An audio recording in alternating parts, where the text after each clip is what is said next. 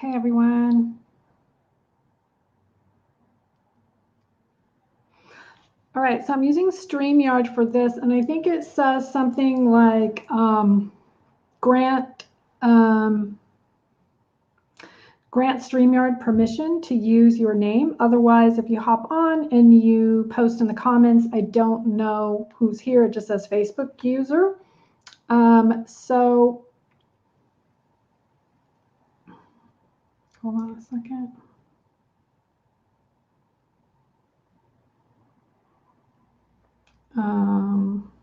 It should say,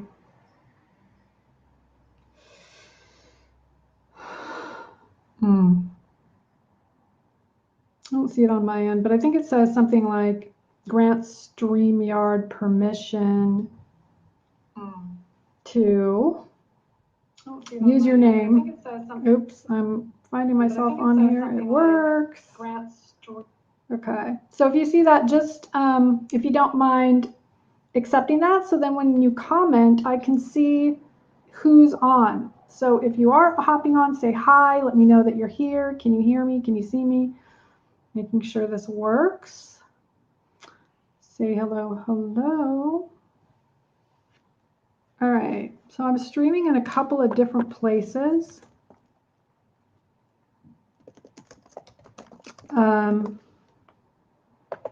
And I've got about an hour before, so depending, I've got about an hour to talk about this, and then I've got to get back to my afternoon schedule. But wanted to hop on here and stream in a couple of different places and talk about trauma and what it is and what it isn't. And you're welcome to ask questions. You're welcome to disagree with me. All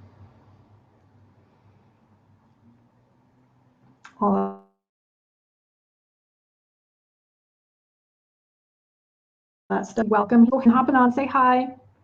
If you're here, say hello, so I know that you're here if you want to. If you would like to say hi and let me know where you are in the world, that'd be great. All right, so I think I'm just going to dive in and get started. And as people jump on, say hi. If you have questions, I'll be happy to stop and answer questions as well. So you can put questions in the comments. Again, if you don't allow StreamYard to use your name, it will show up for me. Your name won't show up for me. It'll just say Facebook user, so I won't know who it is. Okay, so it seems to me that trauma has become a household name. It's a buzzword, right? I see it everywhere. And so that's good. That's good. I'm glad people are, it's coming into awareness, right? So other terms that are kind of mainstream, narcissism, that's a big one. So those, that can be good. It can be helpful for sure. So there's some issues that come with that, though. So one of the prices for increased awareness is diluting the understanding of what trauma actually means, and definitely, how to work with it for sure. So, I want to tell you, most people don't know they have trauma, and this was my experience. Didn't know I had trauma. Most people do not know they have trauma. So, and if you're a coach or a healer or anybody that works with humans, I believe that everyone has trauma. Everyone has trauma. Even if they say they don't have trauma, that's the mind's way of protecting you, right? So lots of people say they don't have trauma. And that's we can trust the body, though, can't trust the mind. So trauma is an experience that overwhelms our capacity to regulate our emotions. And this results in fragmentation and dissociation. Okay, so trauma is an experience. Something happened, it's an experience, and it overwhelms our capacity to regulate. So this can be slightly different for everyone, right? How they're going to experience the event. The event could be something really, really, really small, okay? And they could be events that you have no memory of, conscious memory, like explicit, like a movie, explicit memory of. So, and trauma can be very small things that happened over and over and over again, over and over again. There's a lot of layers that go with trauma that could be other, secondary traumas, okay? So let me give you some examples. Let me give you some examples of what people might not think trauma is. So,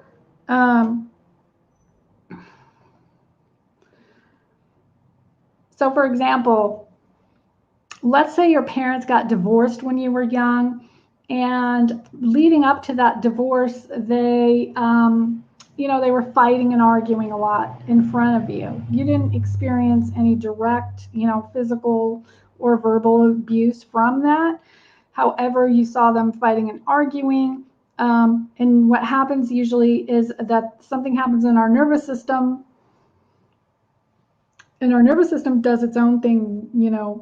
Our nervous system and branches of our nervous system are responsible for breathing, blood flow, circulation, right? Digestion, all of all of those things happen without us needing to do anything, right? So those things are automatic, okay? So let's say that your parents were getting divorced when you were a kid, and they were fighting a lot, and you witnessed that fighting, and that scared you. It scared you. And somehow you internalized that experience, right? So maybe you internalized that as, well, it must be my fault they're getting divorced. And then because so that could be something that emotional overwhelmed you emotionally, right? Now the next secondary trauma that could happen is that because your parents were not available because they were wrapped up in their own stuff, you didn't have anyone available to help you with those emotions, because nobody came to you and said, hey, how do you feel about, mom and dad are getting a divorce? I know you're probably really scared, and I see that it looks like, you're scared and you're worried, and nobody comforted you in those times, okay? So that could be a secondary traumatic experience, right? So, because then you had to go in your room by yourself and cry, and nobody comforted you. And you also probably learned that mom and dad are really busy, and now's not a good time to talk to them about my stuff, right? So you had to suppress that. That's what happens. And then if you had other experience after that, because your parents are now divorced and you had to go to, different households, all of these things this is complex trauma, right? It's like little things over and over again that happened hundreds and hundreds of times throughout your childhood that could have caused you to suppress your emotions and overwhelm your nervous system. Does that make sense? Let me know if you have any questions about that. So that was just one. I mean, there's hundreds of examples. So I'll give you an example from my own experience. My mom is a cold person, very emotionally detached, cut off, cold, not a whole lot of words. So when I was a kid, I didn't experience words or like outwardly, whatever. I experienced feelings. So she didn't have to say a word. She did not have to say a word. She would sit in a chair and snap her gum and smoke her cigarette and have this look in her eye that was terrifying. That's all I needed to know. I didn't need to know anything else. It was terrifying. She didn't say a word. I remember what that felt like. I do have a memory of what that felt like. Walking on eggshells. Okay, so that's a term that I hear a lot with clients. Trauma is walking on eggshells. Does that resonate for anyone? Let me know. Walking on eggshells. What does that feel like? It feels like instability. It feels like you got to manage somebody else's emotions. So what is trauma? Managing your parents' emotions, because maybe you had to read the room. You knew Dad might not be in a good mood, or maybe if Dad starts drinking, you know it's going to be bad. Mom is depressed because Dad's drinking, or Mom is got 5 kids to take care of and is super busy and doesn't have time for anybody because Dad comes home and he's in a bad mood. The sound of a garage door could be terrifying because you knew that was Dad coming home. That's an overwhelming emotion. Those things can seem small and insignificant, but those are the things that cause tremendous damage and are very traumatic to a small child's brain and body and nervous system. Okay? So, So what happens when we feel worried, we feel irritated, we feel anxious, we feel afraid, we feel terrified, we can't self-soothe because we don't know how. We need our parents when we're kids. And we can't seek that support from others because there's nobody available, right? There's nobody available to get our soothing. Babies can't regulate their own nervous systems. They need a caregiver to do that, assuming a mother would be the one to regulate a baby's nervous system, because babies and children can't regulate their own nervous system. So if you had a mother or caregiver that wasn't available because she was not dysregulated, she wasn't attuned, the sight of a screaming, crying baby was very dysregulating, then it most likely started pre-verbal, right? So you wouldn't have a memory of that. You wouldn't have a explicit memory of that. Your body would have an implicit memory, right? What your mind can't remember, your body would remember implicitly, a body memory. That's why we work with the body when we're dealing with trauma. So trauma creates that fragmentation and dissociation.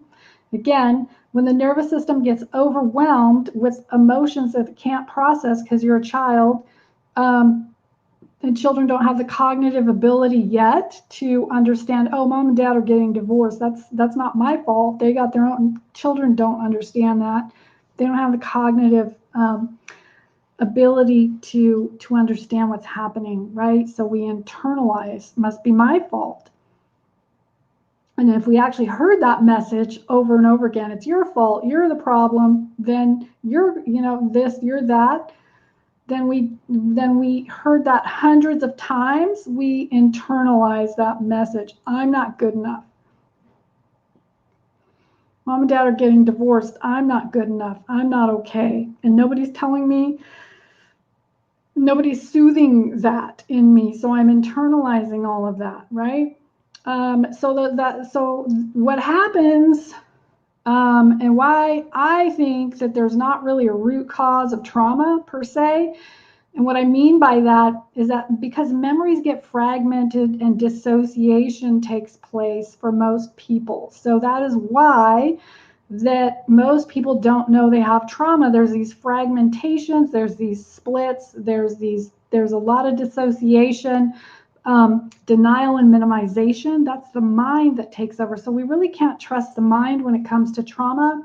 And that's why it's much better and more, and gets to things by working with the body somatically, right? because the mind can't be trusted when it comes to trauma. So,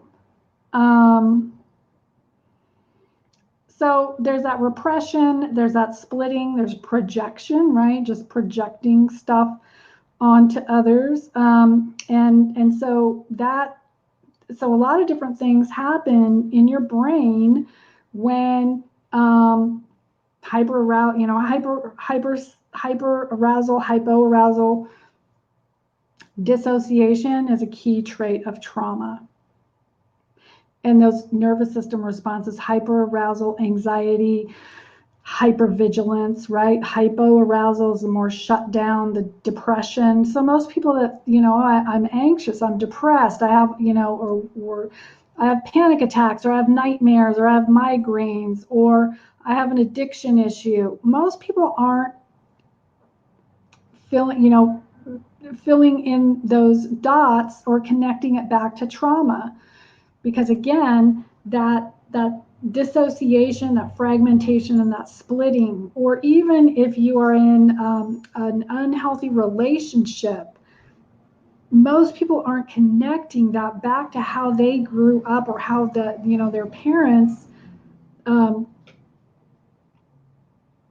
how your parents set you up for how you're going to be in relationship with others, right? So, and that again is the part where there's a familiarity in going to what's familiar, because you know that, right? But that comes from your body. That doesn't, your mind.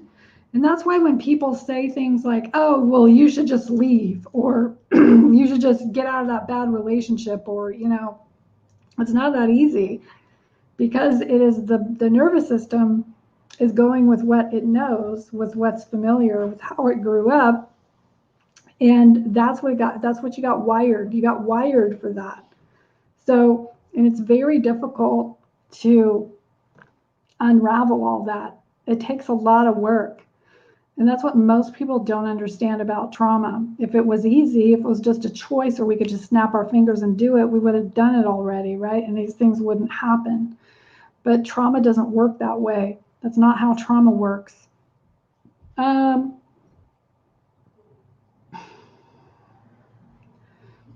So most of this, and the other thing about trauma is that most of the triggers, like you think somebody's triggering you or somebody's doing this and that, most of that, it seems very real, like it's in the present, but it's actually a past experience. And this is, again, why people don't recognize it as trauma. You really believe, because it feels like, oh my gosh, this person is triggering me, and so they're the problem, right? It must be them, because they're just doing these things that are so irritating and annoying, and or whatever it is, and maybe they are the problem, right?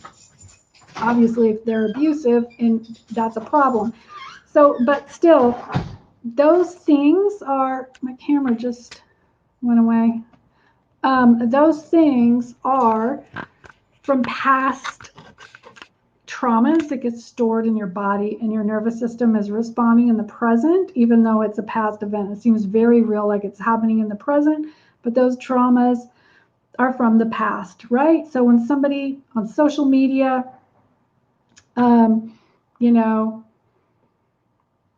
ticks you off or triggers you, it's something from the past. It is something from the past. But again, when we work with the body, we don't actually need to know what that thing is. We don't need to find a root cause. We don't need to, dig around. In fact, we shouldn't do that, because it can be more traumatizing. So a couple of weeks ago, I'll give you an example. I was looking for a cognitive behavioral therapist, because I've been doing somatic and EMDR for a while now. And I thought, you know what, I want to just go back to talk therapy and talk through something. So I found a talk therapist, and the first thing she did was she gave me this form that she wanted my trauma history from age 5 to whatever.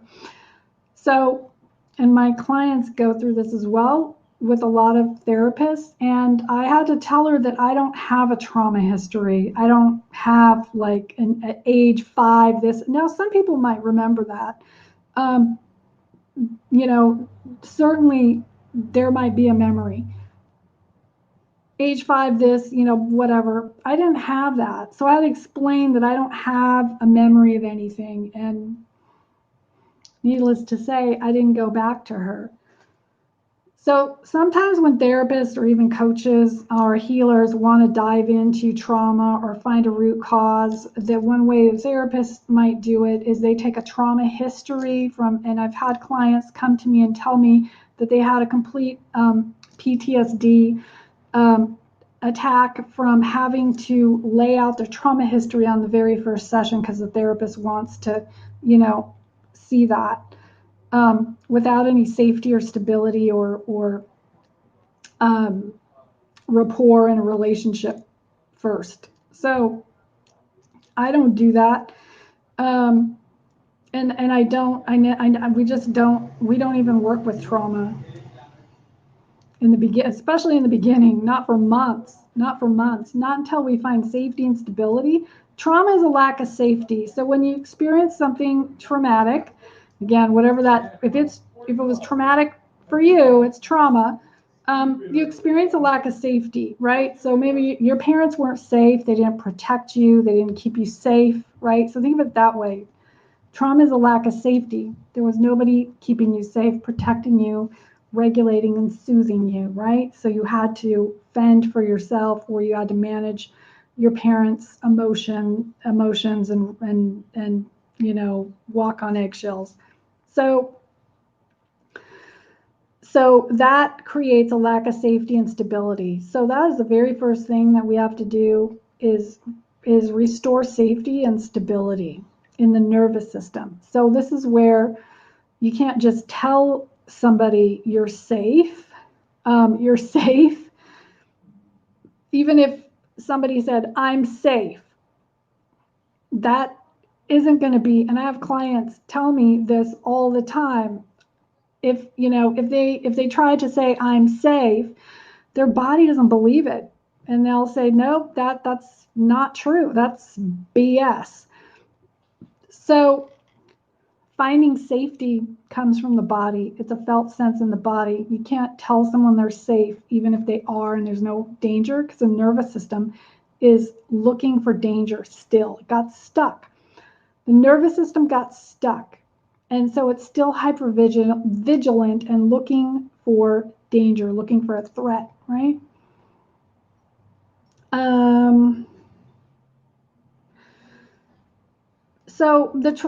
So when all these, you know, these traumatic experiences happen, what happens is it impairs our capacity to develop a cohesive narrative. So again, that fragmentation is people are like, well, I sort of remember, or I might, or maybe that happened, or somebody, you know, some family member said, no, that didn't happen, so I guess it didn't happen.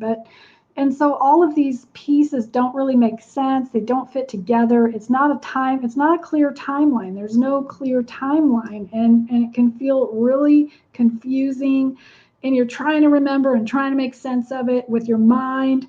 And it's just really hard and confusing. And a lot of people will say to me, why can't I remember? I'm trying so hard to remember. Well, because your brain is protecting you from that, right?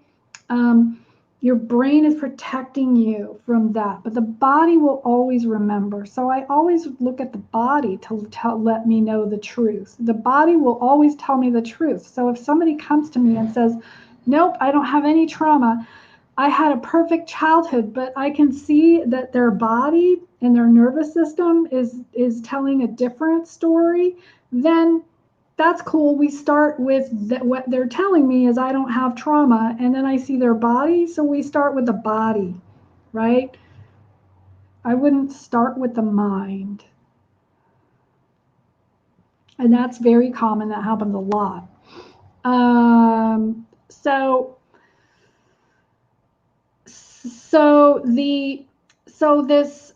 This feeling of not having safety, right? Not feeling safe. Trauma survivors have a lack of safety. And we only can find safety as a felt sense in the body. We have to restore some safety. So that's why we work with the nervous system first, to find some safety and stability and build some capacity in the nervous system first. And then usually if they have symptoms of anxiety, hyperarousal, hypoarousal, those can, finding safety, building capacity in the nervous system, regulating the nervous system, things will start to feel a little bit better. But here's the thing about the nervous system. Because the nervous system got wired for feeling safe in chaotic environments, once you actually begin to try to find calm, the nervous system is going to be like, woo, what? That's not safe. And so when we actually try to slow down, and maybe you experience this too, when you go to slow down, some people are like, wow, this feels really boring. I feel really guilty. I feel lazy. I feel bad. Or I feel so uncomfortable. And this was true for me as well. So when you go to actually slow down, it's going to feel horrible. It can actually feel really uncomfortable. And that's because the nervous system got wired for this chaos and adrenaline and all these cortisol rushes and adrenaline rushes, right? So when you go to slow that down, the nervous system is like, whoa, that's not safe. So the nervous system, and again, that's where those unhealthy relationships feel safe and they feel comfortable because that was your experience. That was normal. So when you go to find a healthy relationship, which I used to call boring, that can feel really uncomfortable. And that's where you might sabotage it, okay? You might try to create drama, those kinds of, because that's where we get addicted to the stress hormones. It's not much different than a drug. It affects the same part of the brain. So you get addicted to those stress hormones. So this is the hardest part in the beginning of regulation, is that the nervous system, that some people are like, oh yeah, just feel your feelings and regulate your system. It doesn't work like that. The nervous system is going to be like, that's not safe. So we have to show it, and we got to, show it some balance where it's like, oh, okay. And we do that very slowly. So here's the thing about the nervous system. If you push it, or you go too fast, or you go too much, it's going to shut down, or it's going to fight, flee, right? It's going to fight, flee, or it will shut down, whatever option's available.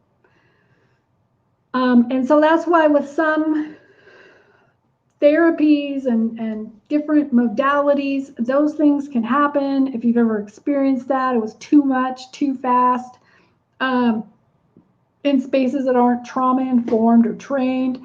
Again, it can happen with a therapist, it can happen with anybody. Because the nervous system, you got to do it slowly and little bits at a time, so the nervous system has time to integrate that and say, oh, okay, now I can feel a little sense of safety and stability, right? And so we do that again by working through the body. It can't be cognitive. It's just not going to work, because the nervous system is going to override that mindset stuff and the cognitive stuff every single time. Your nervous system will override that every single time. You can't get around it. This was why you could sit in talk therapy for 10 or 20 years, or a lot of people that come to me, they've done therapy, they've done coaching programs, and maybe it worked for a while, or it worked, but essentially what happened, it was those same cycles and behavioral patterns kept repeating. So trauma turns into behaviors, okay? So behaviors, perfectionism, self-sabotage, procrastination, and oftentimes some kind of addiction, which usually really gets pushed down, right? So I had all kinds of addictions, but you would have never known that. And that people pleasing, that's a big one, right? People please, it shows up, and most people don't. They just think, well, I'm just a really nice, generous person, and I enjoy helping others. And so they're not even seeing that as a trauma response, right? But then when it comes down to it, again, that people pleasing is I got to do this so I'm liked, I belong, I don't get in trouble, and I can't say no because I feel like I'm going to get punished and it feels like death. Well, that is that nervous system trauma response saying, yes, I have to please my parents and stay safe in this environment. That's how I'm surviving, because I have to please my parents, and maybe I won't get in trouble. Maybe I won't get yelled at. Maybe I will be good enough. Maybe I'll get some love, right? So that love is conditional. It's conditional, it's breadcrumbs. So maybe if I just behave myself and I get good grades, I'll get some love and I'll get some attention and I'll be accepted and acknowledged. And that's what trauma is for most people. And so we go into adulthood and we take these coping mechanisms, and that turns into people pleasing, it turns into perfectionism, it turns into this really incredible high drive achieving. Okay, that's how it shows up a lot. And that stems from childhood, when you're achieving so hard, so much, and you never slow down. There is an underlying internal message that I'm not good enough. And maybe if I do all of these things, somebody's going to think I'm good enough. And that was true for me. The only problem with that, it wasn't sustainable. And I could never fill that hole, right? So, and that slowly, I did more and more and more achieving, more alcohol, more this, more that, right? More exercising, more, and none of it ever filled that void. That void somehow kept getting bigger and stronger. And I just couldn't, I was just trying to push it down, push it away, get over it, right? Move on. And that wasn't sustainable. What happened, I ended up burning out, and I burned out so many times it didn't matter if I was an entrepreneur. I've been an entrepreneur for many, many years with all kinds of businesses, and every single time I could achieve and do the business, but I burned out. And then that business wasn't sustainable anymore. And I did that in corporate, and I thought that being an entrepreneur would change that. It didn't. So all of those responses followed me. I could move, I could change jobs. It was always still there. It would go away for a little while, but it would always come back, right? Does that sound familiar to you? Anyone? Can anyone relate to that? Does anybody have questions about that? So when somebody comes to me, I'm regulated, right? So the work that I do, so to me, trauma informed means I'm regulated. My nervous system is regulated. So when somebody comes to me, I can see their suffering in the here and now, and they don't really have to they don't have to tell me too much. I don't need the details of the story. But I'm curious what meaning someone assigns to it, for sure. But I want to know how it feels in your body. I want to know how it feels in your body. Some people will tell me that they don't know how they feel. They feel numb, or they feel dead, or they don't feel anything. And that's okay. That actually tells me a lot about what's going on. So, and then they look at me like with despair of like, there must be something wrong with me because I can't feel. And numb is a feeling, right? So that tells me a lot. That tells me that your nervous system is shut down and frozen, and that means that you've experienced a lot of trauma because your nervous system goes to freeze shutdown. That is like the only option available for your nervous system. You can't fight or flee. So I know that there's a lot of trauma in there, but I don't need to know the details. I work with that frozen shutdown part of your nervous system. That's where we start, right?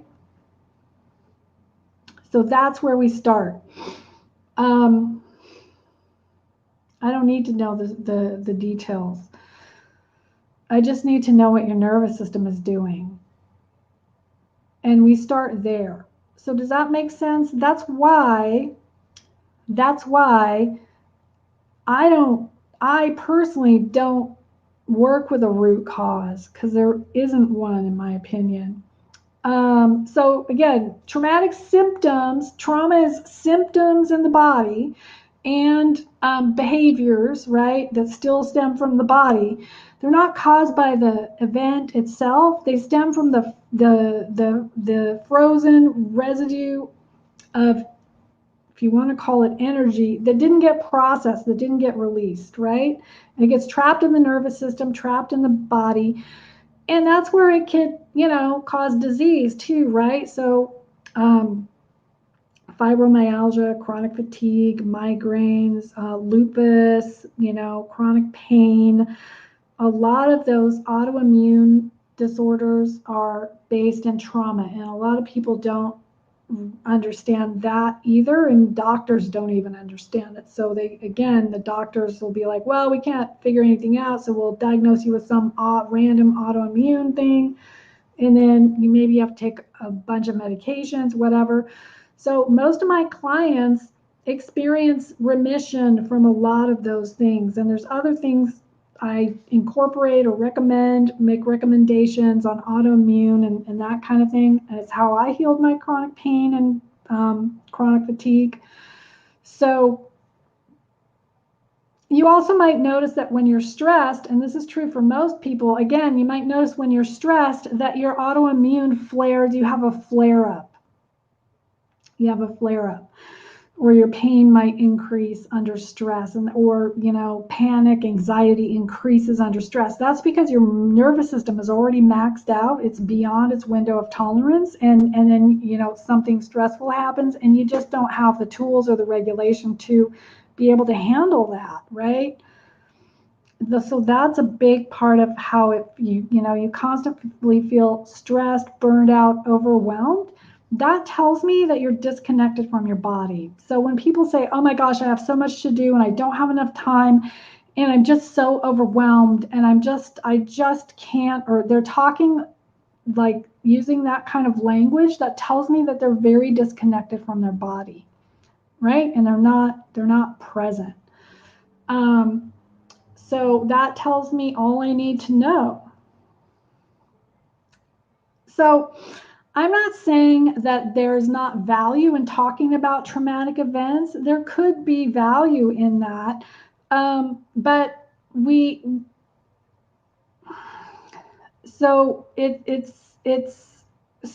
there could be value in talking about trauma.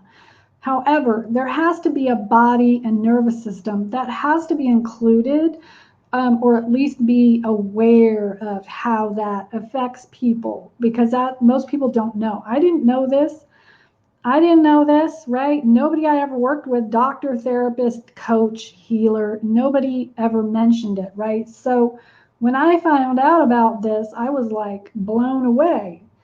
And to me, it made a lot of sense for me of how how I have no memory, but was diagnosed with CPTSD.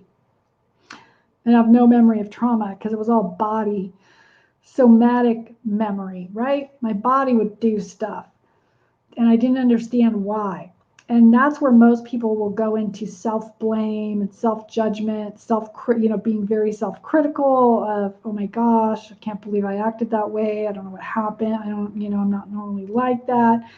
Or, your body's doing this thing and then your mind is like beating yourself up over it. And the shame, trauma is shame-based. And that shame, again, is this thing that's innocuous, invisible, doesn't really have words, and that's a lot of that internalization of experiences, right? So how does that feel? So I want to know. I don't want to know the trauma. I want to know how it feels in your body. So again, complex trauma is what most people have. It's inconsistency, walking on eggshells, inconsistency, right? Neglect or abuse. It could be just neglect, right? Or it could be outright abuse. Emotions are not expressed. So if you grew up in a family or a household where you couldn't express your emotions, either you got told that because you got in trouble for expressing even anger, sadness, even being happy. Somebody said, hey, wipe that smile off your face. Or something was happening in your household where adults weren't available, they weren't protecting you, they weren't keeping you safe, they didn't make space for you to say, hey, mom, dad, I need help, I'm really sad, I got bullied at school, right? So being bullied is traumatic for most kids.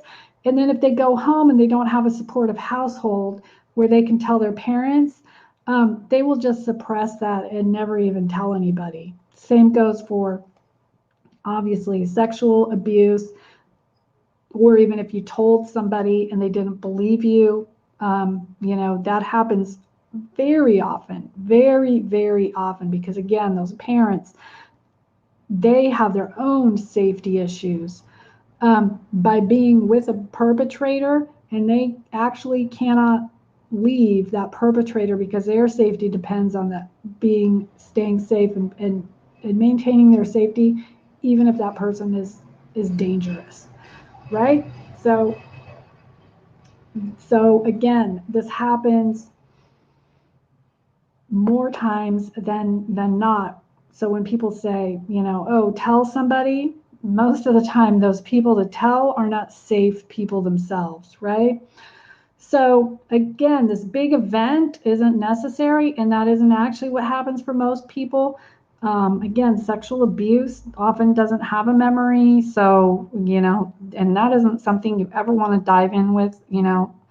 I see a lot of coaches and healers saying, oh, well, we're going to get to the root cause. When you were 5 years old, you were sexually abused and no safety or stability. That shouldn't be happening. And if you ever feel like, again, a feeling in your body, like this isn't, maybe, you're feeling anxious or overwhelmed, or even talking about it is bringing up too much emotion, it's okay to stop that process or whatever it is and say, no, this doesn't feel right for me. Okay. So again, what people have is complex trauma. This is kind of invisible trauma, of these things that happen where you couldn't express your emotions because somebody told you you couldn't, or it wasn't, so you learned that something in your household, there wasn't somebody available openly to go to get your needs met. You had to probably take care of your parents. If your parents weren't available and you were taking care of siblings, that's called parentification, where you were thrown into a parent role instead of being a kid. That is very traumatic. Enmeshment, where the parent is using you for their emotional needs, that is traumatic. Does a lot of damage, really does, right? So you somehow believe that your needs were not important and would never be met. And maybe the only way you could get a little bit of needs met was excelling at school or being good, pleasing your parents, right? And this happened. The developmental trauma was, again, throughout your childhood and pre-verbal, right? So because it didn't start with you, it started before you. And so you can assume that your parents already getting together with their traumas and their nervous systems, that it started before you were ever born, right? So, but somehow you learned that nothing would ever be good enough. I'm not good enough. I'm not worthy. I'm not lovable. These are the messages that you got.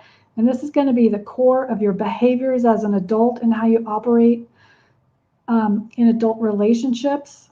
And that's including, attachment. So trauma is relational. It gets healed in relationship, a safe relationship.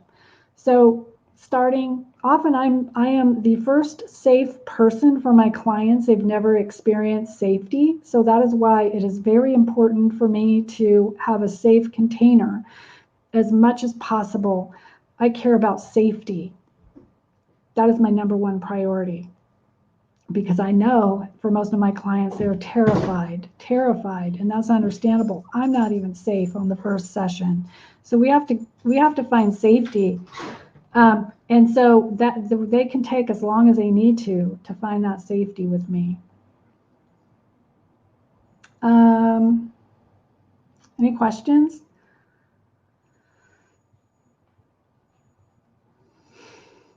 So, hold on a second. So in order to create that safety, I have to have a really regulated nervous system, right? I want to make sure that clients can be seen and heard by me. And if they tell me that they didn't, then I'm going to have the capacity to be like, I'm gonna be like, oh, please tell me, how can I, how can I help you find safety, or what can I do to make this experience feel better for you, right? Which a lot of coaches, again, and healers, they're not regulated, so they're not going to be able to hold space for that kind of thing. Okay.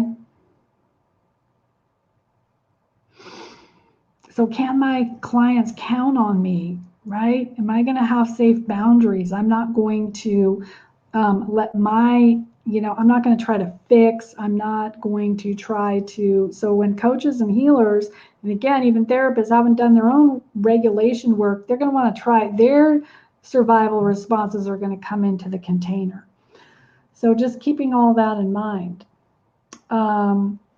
And so a lot of times it can end up in, there can be an element of codependency, or when somebody is there's a power differential, right? So when you're a child, there was a power differential between your parents and you. The parents were in control. They were very, they used coercion, they used, obedience and compliance and all of those things to get you to obey and comply and behave and do all of these things. There's that power differential. And that we could see in a lot of containers that mimic childhood. So again, a lot of what's happening in the self-development world is trauma-based for the practitioner and the clients, but again, it's mimicking what is familiar, and so that's not conscious. It's unconscious. So my thing is to educate, help you become aware of this, because I didn't know either, and most of my clients don't. And what happens is you end up like spending a shit ton of money, and then you're like, oh my God, I'm worse off than when I started, or I'm not any better off, or I've still got the same issues, right? And so that's what I find. That was true for me, and it's true for most of my clients.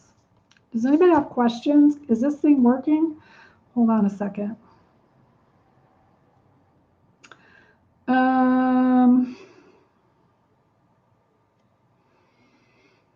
Maybe my thing isn't.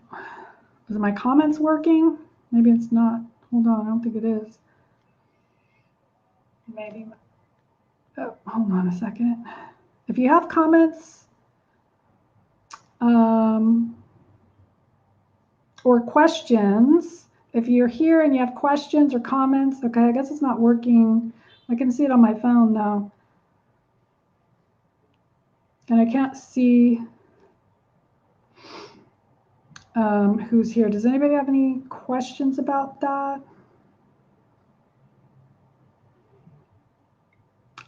Somatic work, nervous system, trauma. Does that make sense? What I'm saying? Thumbs up, thumbs down. So this is how I work. It's safety and stability first, nervous system regulation first, and that can take a while, again, depending. It can take a while. Everybody's a little bit different. Some people have access to a little bit, of sensations and feelings in the body. So usually most people can say, like, Most people can access like, oh yeah, I got this, tightness in my back, or my shoulders feel tight or tense, um, or maybe my chest feels tight, right? Or I see that my breathing is slow and shallow. So most people can recognize those sensations in their body. Um, Most people can do that. Not everybody, though. What's harder is to access, deeper emotions. So we can start with sensations. Yeah, I feel tense. I feel tight in my chest because I feel like I can't breathe. Most people can do that.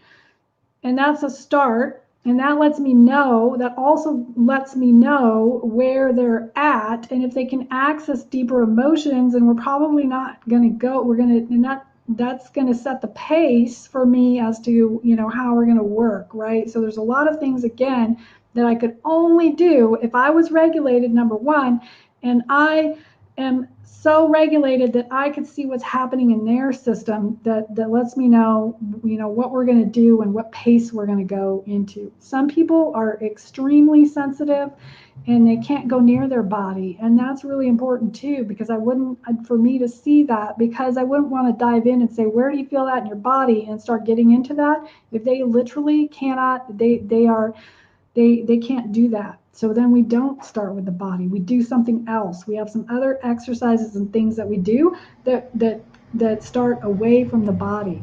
If it looks like they're going to get flooded with emotion.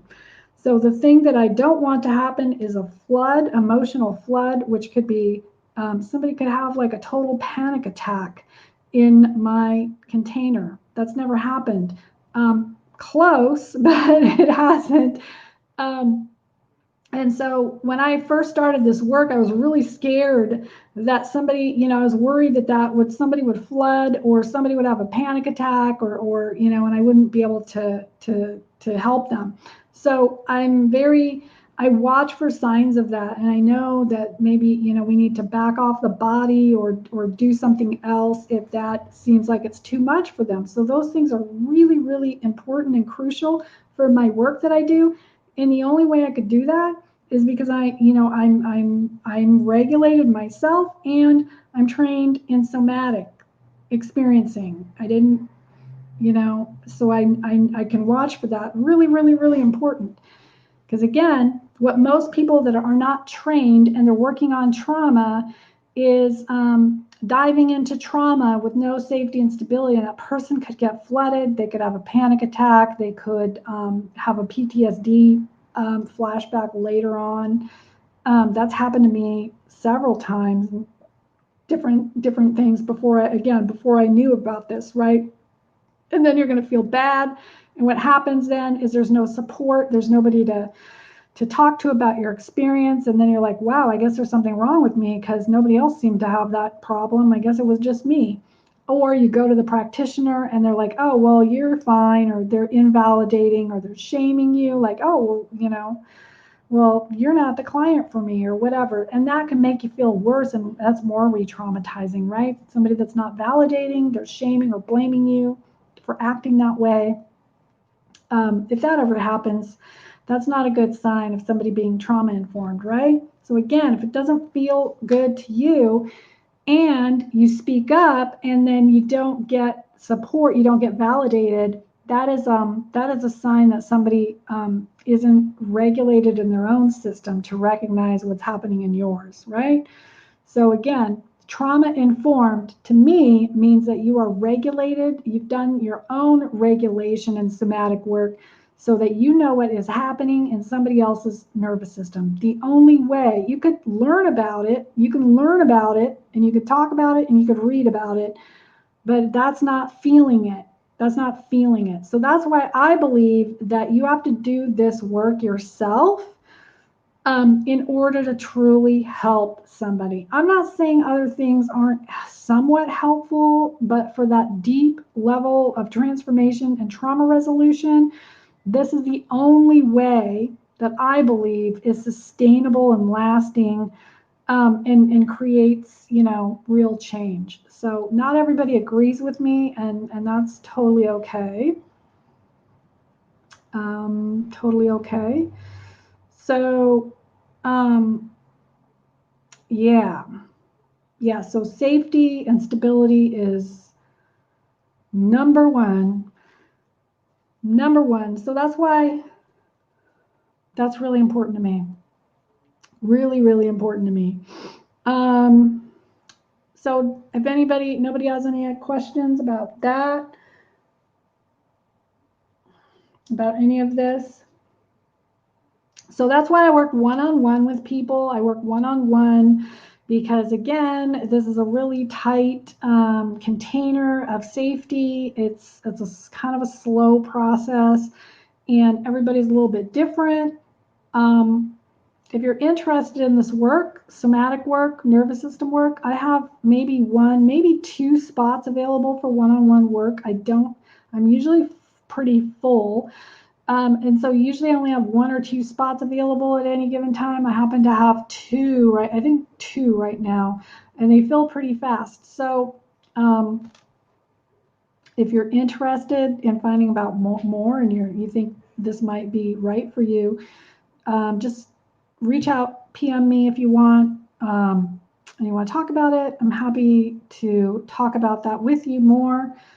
And again, if you come back and watch the replay, feel free, hashtag replay, and then if you have any questions, put them in the comments, or just PM me or email me, Tracy@tracyprincipe.com. You can email me too if you want. All right, so I think that's no more questions. All right, cool. Awesome. Thanks, you guys. Thanks for tuning in. Appreciate it. Have a great rest of your day.